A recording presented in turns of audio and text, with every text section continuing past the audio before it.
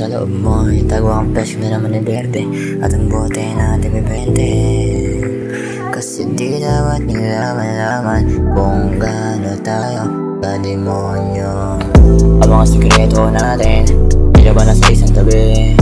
Ako paborito na kainin matapos tayo magkakape. Wala naman tayo na aminin kasi alam kung anong mali, kung ano man ang iyong subukan. Kasi di ako nagkamali. Kasi baby di naman nila alam kung anong pakiramdam ng mga halik mo.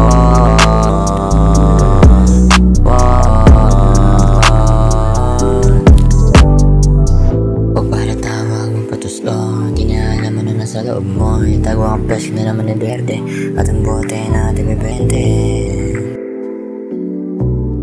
Kasi baby di nila alam na magkasama tayo